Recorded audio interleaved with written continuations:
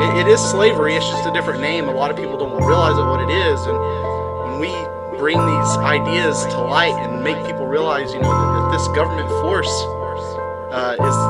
the problem. And to me, it's like I say, imagine you're an abolitionist in the 19th century, and these slave masters are giving you the same exact argument. Who's going to pick the cotton? Hey, tap into the chi. Time to use the key. Remain mute to make music during truancy.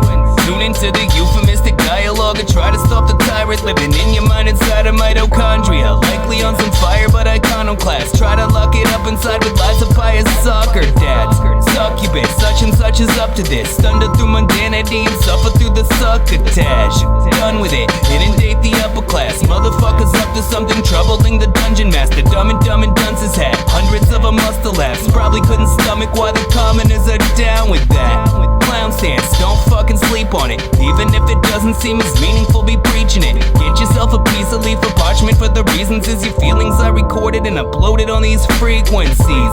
Menial, recently reading into the thesis here, mirroring the people who completely fail to see it though. Seeing is believing, yes, the reason is appealing most. Reading enemies is just enables you to see it too. Menial, recently reading into the thesis here, mirroring the people who completely fail to see it though. Seeing is believing, yes, the reason is appealing most. Reading enemies is just enables you to see it too. Pikachu, leaking through the TV tube. We received the recently misleading Nietzsche sequence, dude. That's the difference between coercion and persuasion. Perfectly purveying these cures for the layman. Seeds of liberty. Read the show's description, please. Fervently complete the course, report him to the infantry. Finish him, limit break essentially. Instigates contempt among the lemmings on the precipice. Scissor kick recidivists, they won't go gently. Never mimic idiots, oppose those centuries. Stove flows and pressing, those codependent. Locus, that's the closest that the rope or dope will lower defenses. Yeah, deconstruct the fallacy. Seasonal production means it seems to spawn a tragedy. Peep the action, please, a fraction of the allegory. Corollary cadences complaining on a sadder story. Menial, recently reading into the thesis here, mirroring the people who completely fail to see it though. Seeing is believing, yes, the reason is appealing most. Reading enemies is just enables you to see it too. Menial, recently reading into the thesis here, mirroring the people who completely fail to see it though. Seeing is believing, yes, the reason is appealing most. Reading enemies is just enables you to see it too. See what we could do, meticulously leak a tune, leaping over people who retreat into the evening news. Maybe we could speak the truth, complete without the euphemism. You could get offended about the message, still a stupid system. This could infuriate the oligarchs, carbon copy caterwaulers, happy when the martyrs march. Arbitrary, mocking all the sophistry, partially monotonous and partial to the artistry. Concocted common sense argument, possibly parsing through the logs to find the error in his cognizance. Mitigate the monarchy till he is a minarchist. A simple step from there into a nihilist indifference. I'd rather keep it on some anarchistic honesty, shouting self-ownership and contradict the parliaments. Fuck a Congress's compartment, try to keep the hold, banishing the vampire with bank eye like he's Ichigo.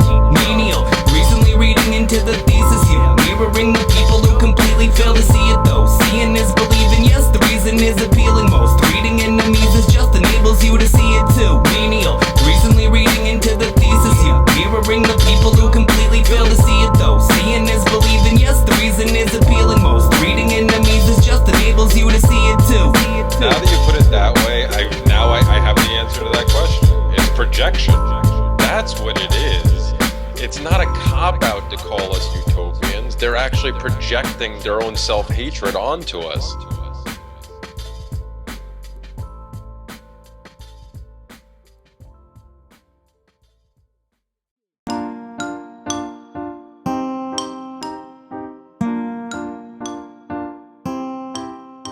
Hello, everybody, and welcome to Peaceful Anarchism on the Voluntary Virtues Network. And also, you can find me on theconsciousresistance.com and theseedsofliberty.com.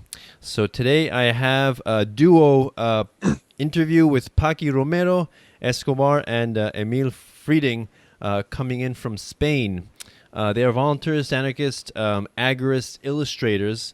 And you can find her work at Paqui Romero 2004.wix, that's wix.com/Paqui Romero. And so we're going to be talking a little bit about her portraits, She makes beautiful portraits with coal and and pencil and things like that. And I assume you also paint. And then we're gonna talk a little bit about their Agorist lifestyle and how that's going, and basically what they hope to achieve with their portraits. Because so far she's made some great ones of Larkin Rose, Stefan Molyneux, Tom Woods. And Lysander Spooner, the greats. So I really appreciate that. So thanks a lot, guys, for coming on the show. Thank you. Thanks for having us. Yeah. I saw your portraits. I guess it was a few months back on one page, and I'm like, wow, that's awesome. I never, never saw that. I mean, I love it when voluntarists and anarchists are using their specific talents and abilities to promote the message of freedom and liberty. It's like the way I look at it, it's like death by 1,000 cuts. That's how we defeat or let's say get people to understand the fallacious idea of statism, why it's basically a flawed idea, the belief in authority. And you got to attack it at all angles, right? So some people do rapping, some people write books, some people write blog posts, write articles, and you guys are doing your portraits. So it's really, really amazing. So before we get into that, let's talk a little bit about your history and how you guys became voluntarists and anarchists. So I guess maybe Paqui, can you go first? Okay, it's basically I've just known recently that I am so basically I've always been kind of try to find my way, but he told me that I am those things. So it's all your fault, Emil. Sorry? No, it's all Emil's fault. Yes, in a way. Like I just follow my instinct and my common sense, and it happens to be that. So he's more into reading and belonging to the groups and networking. Yeah. And I've just been on my own, and it happens to be the same, because it has to be like, if it's the way, you will always find other people that are doing the same. Mm-hmm. Yeah. Just to say one thing before you tell me, Emil, that kind of reminds me of the idea that everybody is fundamentally anarchist, in that we don't need laws to tell us what to do in life, to tell us what job to go to, or what profession to choose, or how many kids to have, who to marry, what to have for breakfast, what time to wake up.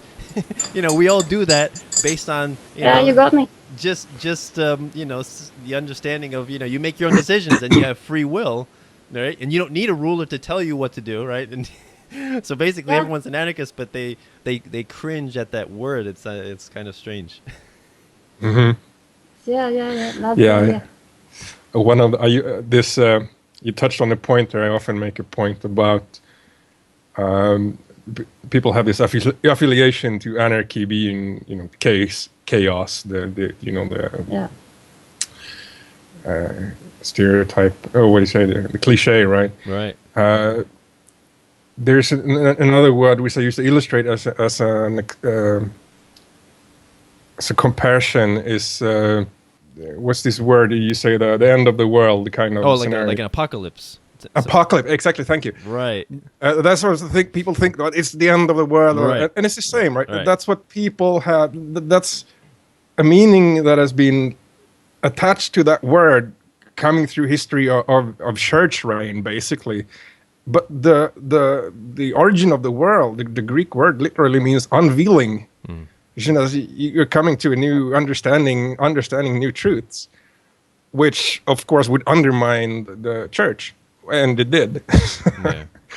I think that's such a good comparison and people still completely oblivious to the meaning of that word. So yeah, I never had a good concept about anarchism. So you still tell me anarchism, and I go like, I don't quite like it, because I still have that in mind. Like, I picture the kind of people that I don't like, and it's violent and this and that. Yeah, Spain has, of course, a history of prior anarchy. Very more. Well, you're probably familiar with them more. They're very violent, and they stole property from everyone who happens to have property, regardless of how they acquired that property, and just claimed it for themselves. Did nightly raids and just shut people off. And of course, old people here still have that in mind. It's quite fresh, you know. So that's in a way, that's why I don't like putting names to things. You need language in order to communicate to other people, right? But sometimes it's so misleading because I say anarchist and it has a meaning for you and a different meaning for me, just through my personal experience, whatever. So I've always tried not to give names to what I do. I just know what I mean. I do, and I've been quite individualistic in that sense. But it's nice now that I feel, well, I'm trying to belong to groups, or at least I need the sense of having other people like thinking the way I think. It's been so lonely these years. Lonely? What do you mean lonely? Why lonely? Lonely in the way that in the end, I felt I'm the only one that realizes that this society is not working. It's like, are you all crazy? Come on, wake up. And this feels so much better. At least I don't expect to agree 100% with everybody just because I belong to a group, or starts happening now that I start belonging to something. For example, when I met him, we happen to think quite similar, not exactly the same, but well, we can communicate. So it's changing now to that, but for so many years it's been just me looking at things, try to look at things in a straight way, not influenced by things. Maybe because I tend to think it's because I draw and I paint, and I take that so seriously. It's in the end, it's a way to look at the things, look at the world, where you have to analyze everything and try to be objective. You cannot be tricked by, lights and colors. No, you have to be clear what you're seeing.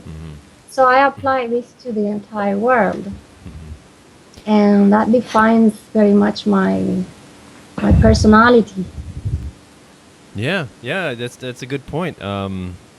You go back to what you said about you want people to wake up, right? You want people to know that there's a problem. I think that a lot of people, if you ask them on the street, they will tell you that there's a problem. Like, a lot of people know that there's a problem. Like, you know what I say to people a lot is, wherever I am and I'm talking to somebody in the street, I say, you got to save your money. The economy is not doing so well. I just say that, and they're like, yeah, you're right. I know. Like, everybody knows the economy is not doing so well, right? But most people, what do they think the solution is? Most people, they think the solution is, we need the right person in power.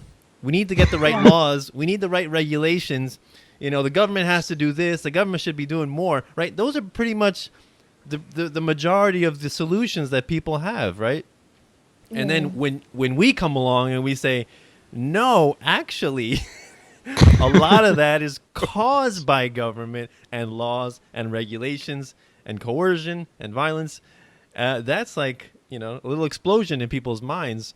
And so I think people understand there's a problem. They're just confused as to what the solution is. And they basically think more violence, more control is the solution. But, that never works, right? Because the human spirit is resilient, is, brilliant and creative. Like you, creative people, I think naturally repel coercion and regulations and force, because you can't force somebody to be creative, right? That never happens. People are creative on their own, of their own volition, right? You can't force somebody to have an inspiration to write a beautiful sonata or paint a beautiful picture. You can't force that, right? It's like, to me, it's like touching the butterfly's wings and then it just gets destroyed. Yeah. Right? No, some things don't happen because you ask them to happen. It's just I don't know, the way it is. Yeah, and I think you can imagine here in Spain with the history here, well, you had the Franco dictatorship, fascist regime, and old people here really say that from after that it went downhill. It's like everything turned to garbage here. When was that?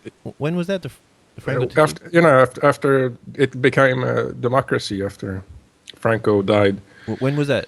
I'm not familiar with Spain history. 74, something like that. Around that time, there was a transition Mid-70s, period. yeah. So it happened gradually over a few decades. But basically, yeah, sure, it was a fascist regime, but most people had more peace of mind in the sense that they were pretty safe. They could sleep with their doors unlocked. They could sleep on the lawn in the park without getting hassled. It wasn't garbage, a thick layer of garbage in every fucking side of the road everywhere. It's so much. For me, coming from Sweden, it's just, it's very clean everywhere by comparison. Not that I'm gonna say much good about Sweden. Sorry, but sorry, Bernie. Right. Much better in many ways. And of course, the most violent people was the people calling themselves anarchists, wreaking havoc around here. So it has a really bad connotation here. So it's that much more difficult to start discussing that, and especially with an older generation. Yeah, and I think that's the idea that that the word anarchist is so tainted is because I think that's a testament to the power of government schools, right? Indoctrination, and basically it's like one of my favorite quotes about government school is it's an advertising agency to make you believe that the status quo needs to be kept as it is. Right, and it's amazing how so many people come out of government school, and they're not critical of the government. And then when you point that out, like, isn't that a coincidence that you went through 12 years of government school and now you support government? Yeah. Isn't there? Don't you see a connection there? Like, is that strange? We have actually, and for us, it's like. In Sweden and Spain, I think it's the two countries in Europe where you are not allowed to homeschool at all. Oh, really? If you can run a kind of private-ish school, but is very, very very strictly dictated by government what you're allowed to teach and not, etc. So, yeah, there's... It's like, if we're going to have children, we're going to move somewhere else. It's not going to be Spain or Sweden, right? Right. So very familiar with that. Actually, when we met the first time, it was like a social gathering every Tuesday night for a language exchange in a kind of alternative cool place here in town. And she's teaching English classes as well. I did as well for a little while here, but we started talking, and first was, government is a religion and school sucks, and that was kind of it. Right? Maybe we should go out. She's a keeper. Yeah, exactly. So it's clear. I mean, everybody should see that. I also blame mass media, though. Yeah. And this brainwash. I don't know which one goes first, but mass media, I've been fighting that so much. And television maybe is the main. Yeah. And together with education, and you only have to think about that for a little while to realize that if you were in the power, you wouldn't miss the chance to control the mass media. Right. You have to. I mean, it's common sense. Right. Would you miss that opportunity to manipulate the whole country if you were in the power, and you just have that, and you will just respect the regulations and laws and leave it alone? Right. Of course not. I think that's the power of the internet as well. Is to decentralize information, right? Before the internet, you get your information from mainstream news stations. I guess you can get magazines and pamphlets and things, but very, very limited. And now, everybody has a voice, right? Through YouTube, everybody, anybody can make a podcast like me. Say anybody. I'm just anybody. Yeah. I'm just a guy with 2 kids. I'm a homeschooling father. And I decided, let me make a YouTube channel and a podcast and interview some awesome people and, spread the ideas of voluntarism and liberty. And it's beautiful, and anybody can do that. And that's how... that's how different perspectives get out there, so people can think a little bit differently rather than CBS, NBC. Yeah, this is definitely a revolution. I think internet they will try to control it, and I'm sure they're controlling, or they're finding ways to control and get into internet, and he knows more about that than me. Yeah, but it's definitely our chance to be ourselves and at least do more. It's like giving us wings, and we should use it more. But if our minds are still trapped in that cage, like thinking in the box, still having internet, most people are just using it for playing games and just posting selfies, and so there's so much work to do. Still so much work to do. And we cannot wake up. You can wake up more people, but I gave up on trying to talk to everybody and saying, "Come on, don't you see? I'm giving you all the facts. Don't you see? Wake up!" Yeah. It's like if they don't want to see it, they will just go like, "No, I can't see it." And there's nothing you can do. Just okay, whatever. Just you will have your moment to wake up. It's not because of me. Right. Yeah. That kind of reminds me of a quote I saw, which is that the truth. The truth is no longer hidden from people. Now people are hiding from the truth. Yeah. Yeah. I've seen that one as definitely.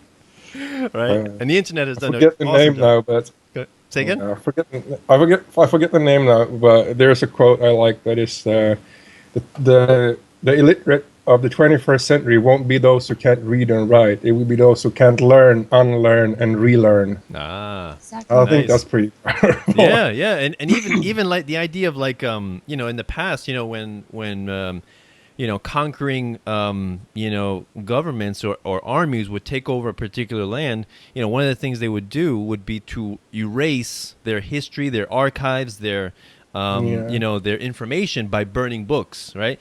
Now, you can't really burn books today because you have everything's free online. Basically, you got Pirate Bay. How can you beat Pirate Bay? But I think governments still try. Like I don't know if you've heard, but Adam Kokesh, his book Freedom, has been banned by the Department of Justice. I heard that was hilarious. And it's what do you call it? The Barbra Streisand effect, right? What is that? The Barbra Streisand effect. Basically, if you want to try to hide something, you're just making it way worse. Yeah. You're just bringing more attention to the issue and to whatever you try to censor. And it's beautiful to see them shooting themselves in the foot over and over and over again. And they just, I think Larkin Rose has been talking about this as well. Like these megalomaniacs. They always fail because they never know when to stop. When is enough coercion, and propaganda. Just overdo it to the point that it's just not believable for anyone anymore. Right. So that's kind of great. They're doing our job for us. Yeah. Things are definitely getting extreme and farcical, and I think more and more people, due to the internet, are realizing, all of the delusion that goes on, that basically is keeping them in the dark. All of the propaganda, and the misinformation, and all that's coming out very quickly, and so like things like false flags, can't really be done anymore because like people like that on YouTube and on the internet come out and they're like, that's a false, it's fake, it's a false flag. They figure out like within minutes or something, and so all these like FBI terror plots that they foil, shown to be how do you say setups, right? All that kind of Yeah, stuff. yeah, sure. So I think the internet is doing the best job at destroying the idea of statism, the belief in authority, right? Because why do you need to believe in a ruler that can so-called protect you from foreign people when you can go on the internet and like this chat with people from other countries that you're taught to hate, especially people in the Middle East, let's say, and it destroys borders, right? Yeah. Yes, I wouldn't underestimate the power of these powerful people. I'm sure they will find ways to bring us down. I don't know, maybe through economical point of view. Mm-hmm. So maybe, or yes, if they start banning everything, they will get the opposite reaction. So we will try to be stronger. But I think right now the way they are acting is just they want us to be scared of losing our job and wanting more and consumerism. And right now maybe that's gaining more power. Mm-hmm. So I'm always aware of them. I know they will find ways to get us control and just... Go ahead, Emil. I don't know if you're a bit of change here. I don't know if you're aware over in America, but quite recently, was it about 2 years ago, they implemented what is commonly referred to as a gag law here in Spain. That it's basically illegal to criticize government or any government institution, police or etc. In Spain? Yeah, Really? we had the case this summer where a tourist that was wearing an ACAB T-shirt in a bar and got arrested and fined 600 euros. Really? Like, yes, I knew about the new law, but not about that case. Yes, we're starting to have now this censorship again. Can't believe it. Yeah, you're not allowed to protest in front of government buildings. And it's like period, not with a permit, or it's just period. You're not allowed. You're gonna get a fine of like 6,000 euros or a lot. That reminds me of the Voltaire quote. To find out who controls you, find out who you can't criticize. Yeah, exactly. I think about this law every time I see that quote. All right, so this is getting interesting. It's like things are changing and developing so fast and speeding up, and I'm always aware that this is a unique moment in human history. It's never been like this ever. Yeah. Mm-hmm. And it's so interesting. I don't know if I'm excited about being in this time and not any other. And sometimes I just hate it because everything starts getting fake, or it's both. I love and I hate it. Mm-hmm. Yeah, you mentioned how you said don't underestimate the people in power, right? Because they always find a way to control. And yes. I tend to think that I think back to what gives these people power. Like we say that they have power, right? The presidents and the prime ministers and the and these people, the kings. We say they have power, but where does that come from, right? The power always comes from the people. The people believe they have power. And if they believe they have power, then they do have power, because whatever they say, if the people believe it, they're going to carry it out, especially the police and the military, right? All the order followers. So that's why it's so important for us to focus on talking to the people, everyday people, right? Because there's a certain percentage of sociopaths that don't have a moral compass. They don't have a conscience, right? So no amount of talking to them will change them. But luckily they're in a minority. So the only thing is to make sure that the people don't give those people power, right? And I think that should be the focus, right? So you're right. Like as long as people are following and obeying orders, then there will be bad consequences. But that's why we have to focus on affecting the mind, and that's why the problem is not in the government. The problem is not in Washington D.C. The problem is in the mind of the people. Right. Sure. Don't forget about corporations.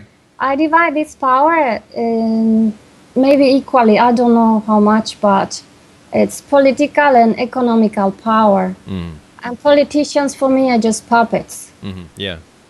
They do whatever they're told to do, I'm sure. Right. I don't have to be there to know that. Yeah. It's just logics. Right. So economists maybe and these corporations with their knowledge about psychology and marketing and all that is also more dangerous. We have to be aware. That's why I say consumerism is getting into people's minds and making them acting. I don't know. I don't know if humankind was like it is now. 100 years ago, maybe we were more stupid even. I don't know. We were killing each other. Maybe it's in our nature, and I shouldn't complain about this moment. I'm just curious. I wish I was able to compare more. Like I wish I was there and I could compare, because now I see like people are just zombies. Say, I cannot talk to you. Stop watching TV. Stop looking at your mobile phone. You just look at me. Look at my eyes. It's like they're somewhere else. They lost. And maybe we've always been like this. I don't know. It's a mystery I would like to resolve. Yeah, that reminds me of a meme where you see a picture of a bus in 1950, and everybody is watching, looking at their newspaper, right? They're not talking to each other. They're looking at their newspaper, and then it says, "Yes, technology is the problem." so basically, saying, yeah, maybe. People. I guess some people are antisocial. Like I don't know if it's the phones. The fact that we have cell phones that's a problem. Maybe people have always been like this. Yeah, it's exactly what I think is going to save us. It's the only positive thing about this time. Right. Yeah. Of history. Maybe, I don't know. Maybe it's got some negative points, of course. Maybe it's nothing black or white. Yeah. It's got something, but even if we look at contamination and plastic everywhere, at least in Spain, is full of litter. But the person who invented that or developed that of making cars and plastic bags, it's not their fault, but our way of thinking, policies. It's mostly consumerism, like this planned obsolescence that we have to buy and waste so many times. So it's planned obsolescence, basically, the problem. So if you rethink of the technical things we have right now, I think we can come up with a better way to use all the knowledge and development we have right now to be redirected in a better way. Just changing policy and changing people's minds, the way we're using things. So knowledge is never bad. Yeah.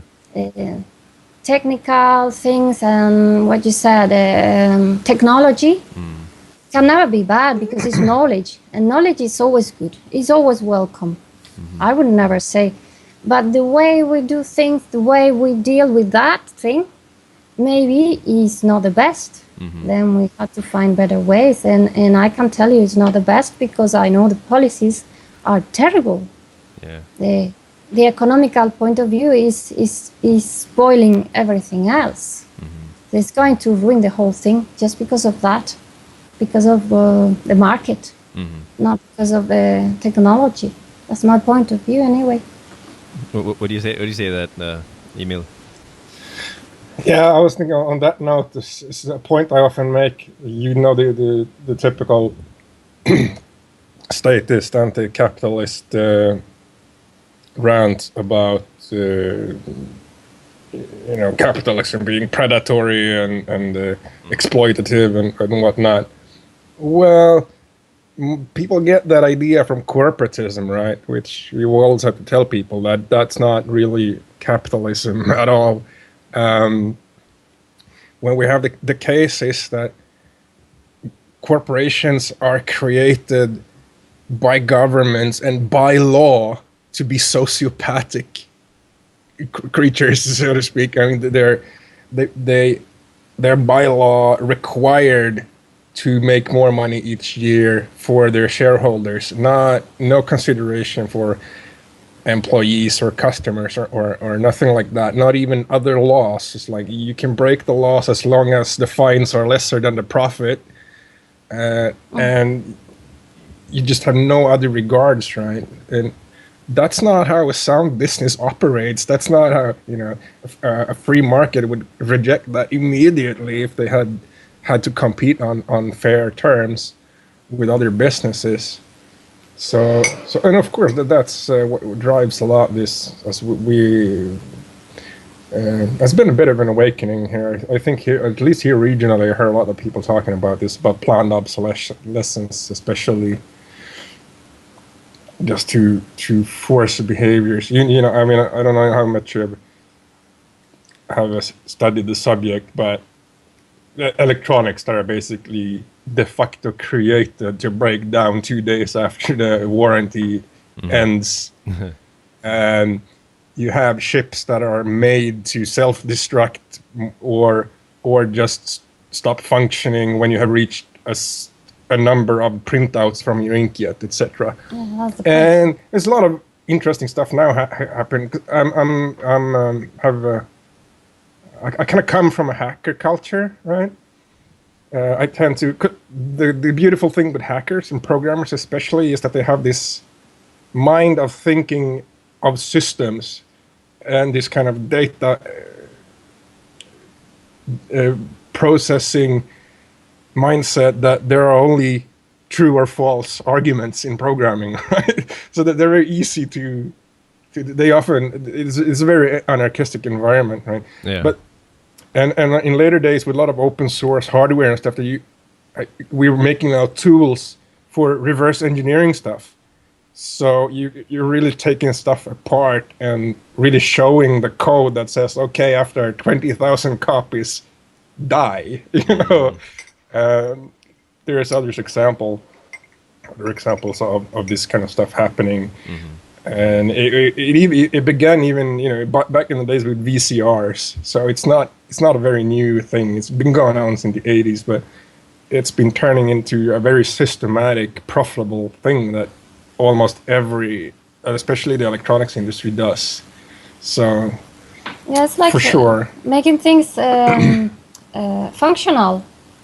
This community is focused on making things functional for users, and versus other products that come from a big business, a corporation, whatever, mass produced. It's not focused on serving users, but is just focused on giving money to the corporation or whatever. So it's not good for us people, but for rich people, to make them richer. It's not making sense. It's everything getting worse. And it looks like it's a good thing. I don't know. People are happy to say, oh, it doesn't matter. Get a new mobile phone every now and then, every year, or even less. And I say, well, it's good. Yes, we support the development of the product by buying. But there's something wrong in that. Like, I just wanted something that is designed properly to last. So you're the designer. You want to do the best. You don't want to design something that is lacking of something, so that people are waiting for you to come next year with something better. No, you try to give it all. That's why I tried different jobs along my life. And in the end, I said, okay, I'm going to do this because it's what I do best. So it's going to come from the bottom of my heart, whatever it is. There might be people better than me. But I just try to step out of these policies and businesses and competition and all that. It just stinks. I don't like it. I try to do things my own way. Maybe I won't be so successful. Maybe I will, because it's genuine. Yeah. Hopefully. But at least if I don't succeed because I'm not so good at sales, and I'm not going to use tools that I know they're very useful and they're there for me to use them, like strategies and, especially in terms of marketing or sales, all this stuff. I don't want to use some of these strategies just because it's not morally correct to me.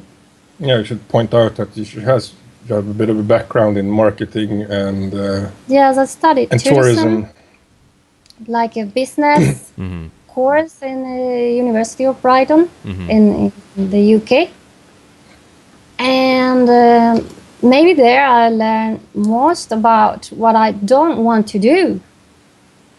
So after I knew about some policies and law and why we protect the environment, I was so disappointed when I chose one subject in the University of Almeria relating to tourism and environment, just to find out that we protect the environment only if it's not convenient for us in economical terms. Did you know that? So we can contribute to extinguish a species of animal, whatever, or damage an entire area. It doesn't matter. I mean, we don't care. We only care if it's bad for our economy. I was so disappointed. I couldn't keep on going that way. And I knew more things. I knew more, like in the marketing subject, you learn to manipulate people to buy something that they don't need. Okay, that's enough for me not to want to keep on going with that. And then a few other details, and I said, no, I had to find my own way. And that's why I'm struggling with this. Sometimes it's not easy. Yeah. But I need to find more people that think like me, and as much as I can, step out of that way of thinking. Right. I think it's necessary. I think most people won't realize I know it. Maybe just if they struggle, if the whole system collapses, and then we are out because there's nothing we can keep on. They won't have jobs anymore or shops or whatever. Okay, it's over. They will be forced out, but they won't do it voluntarily just because they feel safe. They have the instinct to follow and be safe. I compare with animals. We've been just animals for millions of years, and we will keep acting like that. So if you observe animals, you will understand very much why people act this way. And it's very risky thinking for yourself. People don't want to do that. Right. Yeah. No, I was just gonna say. So going back to what you were saying about the corporations. When I first got into, before I got into voluntarism, I was studying as a Chinese herbalist and acupuncturist, and so I was very interested in holistic medicine, Eastern nutrition, and then I started learning about Monsanto and GMOs and vaccines and all this kind of stuff, and and basically understanding how evil Monsanto and Syngenta and Dow are. And so, of course, a lot of the websites that I used to read were saying, this country banned GMOs, this country banned GMOs, we should ban GMOs. Why haven't we banned GMOs, right? And, it made sense at that time. And then I, learned about economics and about what government is and things like that and politics. And you understand, and I began to understand that banning something actually empowers the government even more, right? It doesn't solve the problem, right? And then I realized that, Henry David Thoreau's quote where there's 1,000 hacking at the branches and 1 hacking at the root, right? So now the way I look at corporations like JP Morgan Chase, Bank of America, Wells Fargo, Monsanto, Dow, Syngenta, BP, Gulf, Shell, all those are basically, crony special interest groups that, pander and bribe politicians, right, to pass laws that are inherently favorable to them and that crush the competition, right? So it's so for me, the corporations are they're like the head on the Hydra, right? And people trying to chop off the head and another one grows back, chop off the head, another one grows back. And so you're just talking about the symptom, we have to get to the root. Why are they pandering to government, right? Because only the government can use force to quell their competition, right? To crush the little entrepreneur, the little business guy who can't even get started because he has to jump over all these enormous hurdles of regulations and taxes that these enormous corporations can handle no problem, right? And and over the past few decades, corporations have gotten larger, especially since the 2008, housing crisis. A lot of people say, well, it's because deregulation. Actually, there has been more consolidation, and they've gotten even more mutant and enormous. So for me, it's like So now the way I look at GMOs and vaccines and all that kind of stuff is let the market decide, right? Because we already know that the government, having the government do something will never have a beneficial result for anything, basically, except for the politicians, I guess. But so basically let the market decide, right? If GMOs hurt people, then the companies in a free market that produce GMOs will hurt people, and they won't have any sovereign immunity to protect themselves, right? No corporate shield, right? They will fall and crumble immediately, right? Because it's not good to kill your customers. Yeah, exactly. It should be like that. Right. But it doesn't happen because the government doesn't let it happen. Yeah. So it's funny, like when we talk about the government as anarchists, a lot of people that are more Democrat, leftist type people, they're like, well, you just want corporations to take over and destroy the world, and it's like, actually, where do you think they get their power from? How do you think they're able to stay so enormous? And people don't realize the connection there. It's a it's like how do you say? I mean, it's a revolving door, between the top positions in government and then the top CEO corporate positions. But it's also kind of like a mutual masturbation type thing. Everybody's benefiting. That's how it is. Yeah. Yeah, and nowhere is more important, more obvious than America, especially the FDA, of course. Yeah. It's just ridiculous. Right. It's amazing that they get away with it. It's bizarre. So before we close, can you talk a little bit about your drawing and what you hope to achieve with that? All right. And your portraits. The time already. Wow. Yeah, I know. Yeah, we kind of jumped a bit here, but okay. That's all right, no problem. So just tell me a little bit about what you hope to achieve and why you started doing it, basically for Voluntarysts and Anarchists. Well, we can share that time.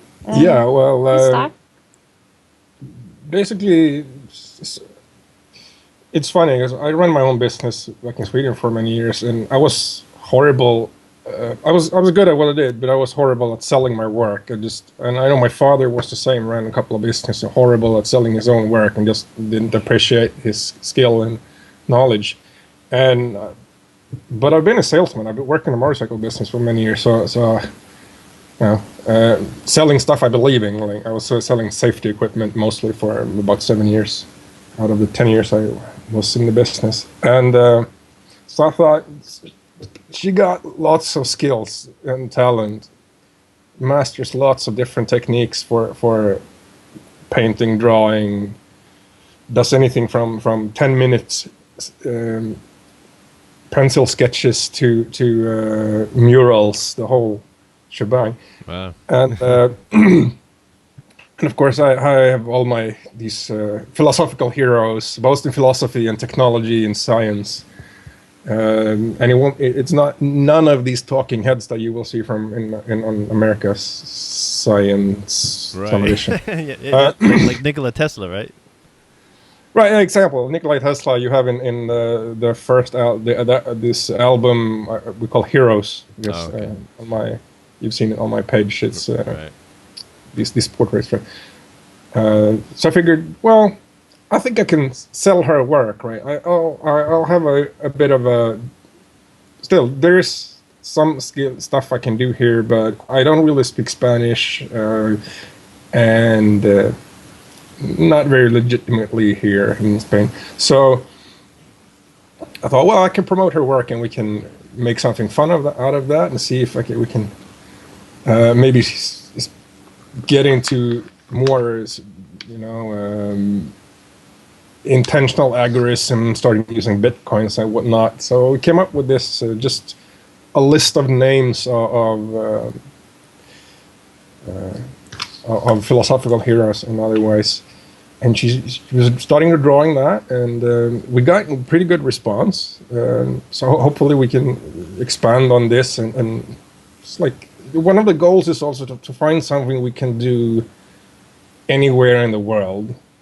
So selling art over internet, using bitcoins, etc., seemed like a feasible idea. And sure enough, it seems like it's paying off. I spent, countless hours on Facebook and otherwise networking first, and I think hooked up with very many prominent Voluntaryist, etc. So we did this Heroes album, and you named a few. I have Murray Rothbard, Spooner, Larkin Rose, and more to come. There's a long list. There's probably 50 names, out of which we've done 11, 12 so far. Wow. Had a bit of a break the last month doing other stuff. We'll see. One by one. But hopefully we want to move on to find somewhere. Maybe there's a lot of new groups forming to set up, intentional communities. From you have in New Hampshire, of course. You have now in Mexico the Anarchapulco. There seems to be something going on there. Yeah, I've seen groups wanting to go to Somaliland in Somalia, the more stable regions there. Really? I didn't know that. Yeah, I've seen some of you guys been in that group from Seeds of Liberty podcast as well. I don't know if you've been to these. Anyway, yeah, there's some, all over the place. So we'll see. We're researching a bit about different countries where we would like to find our dream spot in the future. So this is on the way. And hopefully, I'd like to set up something like a kind of hacker maker resort type of thing that people can come and work on especially technical stuff. I'm very much since the last decade at least active in promoting open source software and hardware, and been involved in various, especially the hardware projects, because it's a background as an electromechanic and mechanic, done some electronic stuff. So yeah, we hope this spread. We've got pretty good feedback so far. We've been taking some requests, and among others, you saw we pushed up Tom Woods. He wasn't exactly on top of the list, on my list, but he was there. Someone asked about, can you do Tom Woods? So I said, all right, we'll do Tom Woods. And he saw it and posted it up on his Facebook page and whatnot. We got really good feedback from that. Nice. Just the other day, we made this, was it yesterday or 2 days ago? We made the portrait of you, the three guys from you and Dave and Jeremy, right? Yep. From Seeds of Liberty podcast. Very good response from that. Got some other requests. You recently had on Christopher Chase Rachels, right? The author of Spontaneous Order. So right. you recently contacted us and wanted a portrait with a book cover, the logo, the name of the book. Cool. I was going to exchange some promotion there. Cool. there's a guy named Michael Wiswell, isn't it? That recently Paqui started to draw some stuff for. He's got some idea of a voluntarist cartoon. There's another project. With we have some. I don't know if it's. Will be You can difficult see. to see. We have A little bit. Yeah. various sketches. Right. She's doing. Yes, It's based on Alice in Wonderland, so. Ah, okay. Wow, it's hard to She's see. no, yeah, maybe Yeah. this one is more in. No, that's bad. Right. Yeah. I see it. Yeah. Oh, it's or whatever. Okay. Very nice. So- Very nice. So So, that's yeah. a project, and it seems like The Yeah, he idea was- is getting involved in more projects like this, and based on our skills, or yeah, my skills of drawing and his skills, he will be like PR and technical whatever support. And I also want to encourage people not to have this as a hobby, is not having a regular job and then being idealistic in your spare time. It's you have to be a full-time you, whatever you are, and believe in yourself a little bit more, and dare to step out of this life, like conventional life, and be a full-time, real, genuine person. Although it's very risky, but hopefully, if we all are brave enough, we can make a small community and support each other, and then be able to live like it shouldn't be hard. I mean, this is a developed world, and we have a lot of technical development, and should be easy to get along with. Just make a life doing what we want, what we like. And using our skills and what we want to do. Not so much saying, oh, I have to do this just because I have to make some money for my children and I hate it, but that's what it takes. No. Try to change your mind, and that's what we're trying to do. It's not easy, but that's what we try to achieve. Just live from it and live the lifestyle that we think we should. That is not exactly the conventional life. It's very normal, but not based on the government and on the support of the government, and it's all the things we've been speaking about. Yeah, it's awesome. You guys are living. You're being the example of how of what an agorist lifestyle is. Basically, you're living your principles.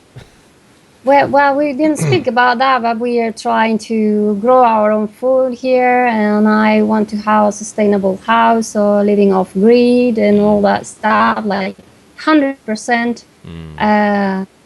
being just relying on ourselves, and hopefully having a small community around us, because you cannot produce everything. I've tried, but it's very difficult. Yeah. So you cannot be everything. Right. You cannot be a carpenter, a baker, a mechanic. I tried, but don't try. It's too hard. You need people around you. Right. Yes, and networking, and trust in yourself a little bit. Yeah. I support. I definitely support self-sufficiency. When people try to be living as off the grid as possible. But you're right. Like there's certain things that that's the beauty of capitalism for me, is the division of labor. Is we all do what we're most skilled in, and that's how you can contribute to the world, basically to your society, is by doing what you're most skilled in, and other people do what they're most skilled in, and by doing that, we can offer the lowest prices, and we basically make each other wealthier. We all gain as a result by offering our most cherished skills, right? Yeah, it should be like that. Yeah. yeah. It's like go ahead. I said I was. That's when I moved from Sweden, from one of these for several reasons, but one of which was the ability to have more freedoms to do things and be able to live Less cheaper, right? Building a house in Sweden, because it's so cold, is really bloody expensive. So just renting or down payment on a house is also very expensive. I had a very expensive lifestyle of sorts earlier with a big house and my workshop and double jobs but it doesn't make sense. Very horrible social climate, if you ask me. We shouldn't need. So it's not only the weather that is cold there, but coming here and it's like, well, yeah, you don't really need a house to survive, even even though. Yes. What should I say? Yeah, lot more. We say accepted black market, so to speak. Here, the kind of unemployment numbers for Spain is at least half bogus, because most people just don't tell the government that they're working. It's not, We can't. They make us pay taxes. Yeah, in some cases, it's not economically feasible to tell the government you're working, because it's so bloody expensive, say, with businesses. And in Sweden, it's, that's almost impossible. The dependency on the state and the mentality about it is just horrid there. So I took the first step for me was Spain. So we'll see what the next step is, and we'll see what this leads us. And go ahead. What were you gonna say? No, I said if you think about that, life shouldn't be complicated. Like we used to live like hunting and harvesting, and life was very simple. If you look at the people living in the Amazons, most of their time is just free time. It's leisure. They have plenty of time because after they eat, well, they have nothing to do and they just sit and chat or whatever. So what's wrong with us? Why do we work so hard, and why are we all stressed, and why we never have time to do what we want to do, and we still complain? What's wrong with us? We have more technical development. What's wrong with this world? So try to analyze what you're doing and why you do it. If you really want to do it, what you need, do you really need it?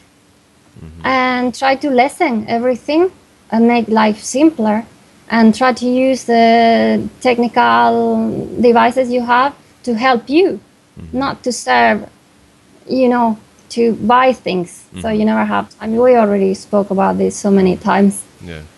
But really do it. Yeah. Like, why do you need 2 jobs? That means you have too many expenses. What's wrong? You have to take the list and keep only 10% what you really need. Right. The rest can just go to hell. That's what we're trying to do here. Sometimes it's difficult. We struggle, but it's worth to try. I think we are getting things done. I go by bicycle everywhere, and almost everywhere. I keep the car, but I try to work with less things and just keep the basic and see what happens. If it doesn't work, it should work, because it's worked for millions of years. We've been living without so many things, and it worked, and we're still here. We're surviving. And so just trying to do that and get it right. And if it doesn't work, at least we tried. That's what I was going to say. As for our agorism, we really managed to reduce our costs. I think that's not only like getting to trade with other agorists, but for other people. So my advice would be like really work hard on figuring out where all your money goes first. Yeah. That's because inevitably you're gonna pay, what's it in America is a VAT, right? You're still paying in what is money. Pressers, VAT, the tax on food. That's in England. No, okay, what's in America? Taxes. You call it something else. What, sales tax? Yeah, sales tax. Sales tax. Must Okay. be that. Oh yeah, I mean, So talking about taxation, like more than 50%. I mean, like I think like 40 something like 40% goes just income tax, and then including every other tax, it's like, I don't know, 60% is gone. Yeah, sure. I mean, it's the same. Scandinavia is really horrid in It's that. the most, I think. Yeah. Yeah. Denmark, I think, is worse in the world, but Norway, Sweden, we're pretty close. And yeah, here we have an ability. I can grow food year round. That's a huge step up for coming from somewhere where the landscape is white half of the year, Yeah. Oh, really? and the sun is gone for half of the year. Here it's no such a day as a day without sun. It's no such a thing. Nice. Yeah. Well, it's quite rare. It just And, means the rain. Yeah, I don't have to pay a fortune to heat the house. We just pick some branches from the pines outside that fall down and light up our stove for 20 minutes a day or something. That's Yeah. sufficient in a house Or with step almost no out. insulation. Yeah. So that's a big relief. Beautiful. Yeah, as you say, we're drastically reducing car use. Yes. Working brilliant, and Just analyze we're what getting you do. slimmer and sexier by the day, so It's I don't know to what try, else. yes. If you try to think, maybe I had an accident when I was young, so I had to analyze everything like from the beginning. Like when you question absolutely everything and take nothing for granted. And that's when you realize that there are things that you are doing that you don't know why you are doing it, just inertia. And then question everything. I want to encourage people to question everything, not in a bad way, like being annoying, like a little child questions everything. It's so annoying. Not that way. Sometimes it looks like that, but it's not because of that. That's not the point. It's because you need to understand if you're doing something because you need it, or because of inertia, because you're following other people. But you really don't know what you're doing or why you do it. You don't know that you don't need to do that. Really, you don't need to do it. Right. Just experiment. We are here to experiment. We're not here to follow the rules, to follow the steps, and then making everybody happy and until the day you die. And then you realize, just the last minute, you realize you wasted your life. Yeah. I don't know if some of you probably had this feeling sometime in life. It's mostly when you're in a very dramatic situation, like you're about to die or you lose someone, like somebody dies, and then you think of life and think, I've been wasting my entire life. Don't wait until that moment and just think, you're here, this is beautiful. This world is way more beautiful than what we think. It's to experiment. It's to try everything. And life is so much more than this society and cities and routine. Get up in the morning, go to work, pay your bills. It's much more than that. That's something. It's ridiculous. if one day you happen to be about to die, you will be so sorry. You'll say, I wasted my entire life. There you are. Right. That's a good point. My wife, she sometimes is kind of disappointed with me because I'm doing this, but I'm not making much money with it, right? And so she's like, you could be with the family, but instead of the family, you're doing this. And the way I look at it is, I'm doing something for the future, right? I'm not only taking care of my kids and, making sure they go to museums and reading them books, like that's good too, but I'm also doing something to ensure or to help ensure that their future will be much better than my life was, right? And so it's kind of an investment into the future. And so, that's the way I look at it. I think, we have to do our part, to make this world a better place, right? To make it more beautiful. And, Yes. When you leave this world, you should, the way I look at it, you should live your life so that people will, feel your absence. So the world will be poorer because you're not there. Exactly. Right? That's Well, Yeah, it will be more obvious with you because many people can enjoy your presence. Some other people maybe are not. If it's a carpenter or someone who works in an office and, I don't know, working with computers, nobody will notice so obviously, but still, you know, you believe in what you're doing, you're leaving something there for other people, you're helping, or at least you're helping to yourself, at least you're someone as well. And it's good that you are doing what you believe in. I think that's the only purpose in life, and doing things genuinely, not because you have to get some money or be competitive or be better than someone else. That's a waste of time. That you might think that makes you happy, but I don't know. Maybe it's worth for some people. I don't want to get into that too much, but for me, it has to be something meaningful. My time here has to be meaningful. And if I can, I have to help others or give something, like leave something here. Maybe that is, how do you call that? Working for others. Like magnanimity or compassion. Now he had some technical words for that, like collectivism, isn't it? Well, yes, you're working for others. Okay, yes, I think everything has to be flexible. Yes, I'm working. I like making others happy or their lives better, and I work for others, of course. Right. Every time I work for money, so I exchange something. Yeah. And there is a collective. We live in community, and that's why I find it difficult to define myself.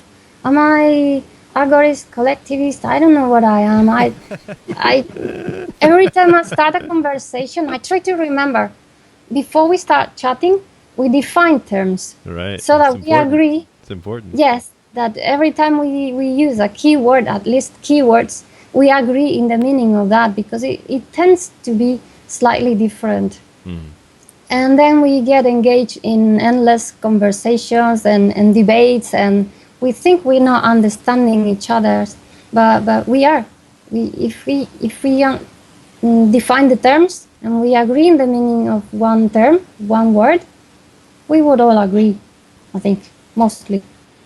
Yeah, so the way I look at that is, I think you can tell people when you talk to them, a basic principle that voluntarists stand by is, if your ideas require force, your ideas are worthless, right? So, like you said, you like to help people, give, make people's lives better, right?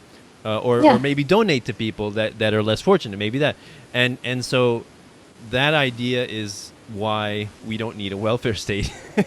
Why people think people think, without the welfare state, who's going to help the poor, right? As if they wouldn't be poor. As if they don't. Well, that's another thing. But as if like voluntary charities and donations don't already exist, right? And they do. Okay, so I don't want to keep you any longer. So please let people know where they can find you guys if they want to follow your work. Yeah. So her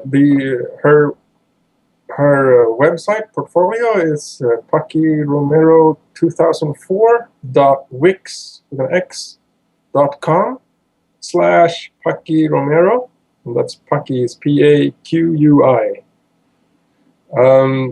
And on internet, I go by the handle Cali or Calip everywhere. So Cali P. Tratus, which is just a made-up thing I use on Facebook for their name convention.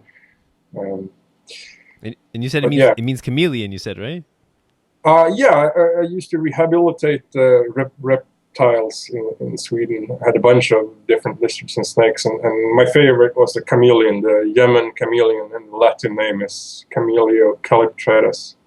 So that's cool. So, but all my online friends and hackers around the globe, they know me as Cali with a C, C-A-L-I. And I'm sure you can find me commenting on Seeds of Liberty podcast or Anarcho-Capitalism, Voluntaryists, Agorists, all these various black and yellow Facebook groups and pages Right. I frequent. So, and I keep this album of portraits of our heroes there on Facebook.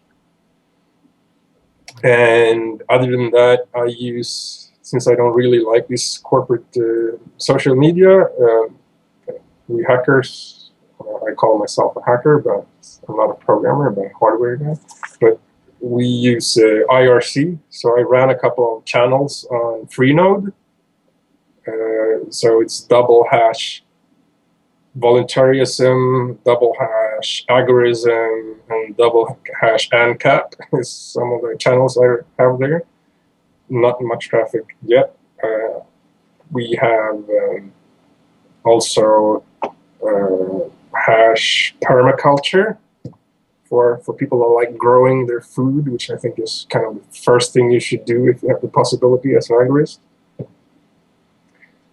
So, and there I also go by Calip on Freenode IRC. All right. So hopefully I'll attract some IRC users. There's not many outside of geekism. But nice. Yeah. And Paqui, so you're under just Paqui Romero? Yes, I also have my Facebook. I had to set up one of those professional Facebooks. The pages. The page. And right now, just where he said, we are sharing all that. Beautiful.